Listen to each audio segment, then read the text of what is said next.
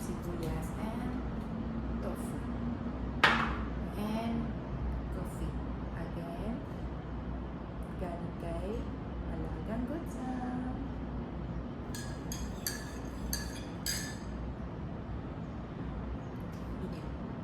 So, una is, hiwain natin yung bawang sibuyas. So, hiwain natin ang petchay. Gamitin natin yung ulo. Ayan. Maliliit lang.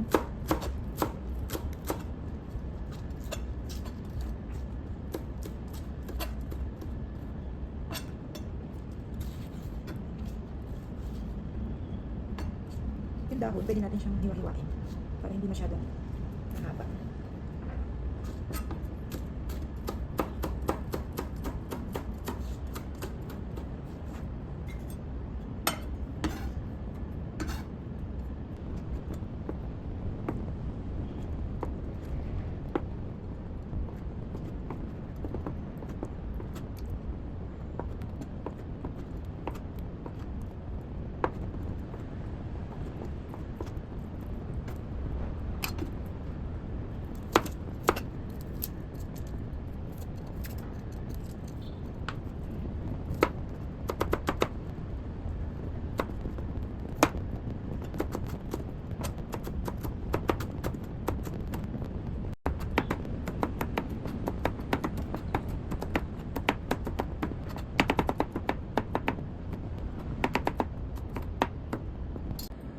So, ito ba yung mga ingredients natin? Petchay, tofu, bawang, and sibuyas. That's all. Yan lang po. So, first step is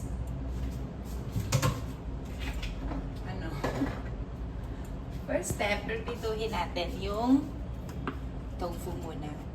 Hindi siya masyadong fried, konting fry lang.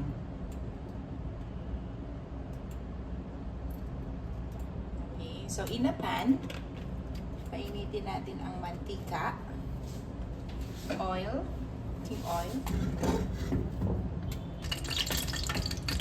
then lalagay na natin yung tofu.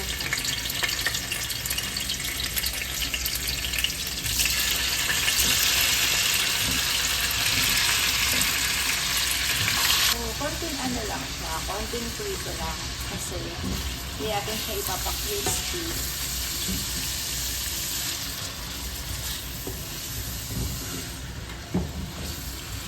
Hindi natin siya ipiprisky kasi ipang sasahog natin siya sa petchay. So, until mag-brown lang siya. So, for me, okay na yung ganito. Medyo golden brown. Kasi, ayoko nang masyadong toasted na. So, it's still based on your preference. If ano yung gusto nyo. So, ako okay na yung mas toasted na ganyan. So, hahawain ko na to. Set aside muna natin siya. Sa same pan na ginamit natin is magigisa tayo ng bawang sibuyas.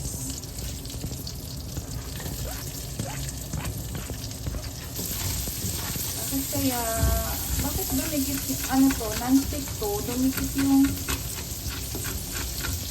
tofu. Siguro hindi pa mainit. After natin gisahin, lalagyan na natin yung petchay.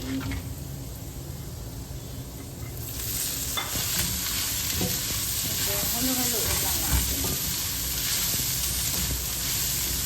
Para mag-even out yung luto. Bango. Yung kambing. Yung dahon. Let it simmer for a while.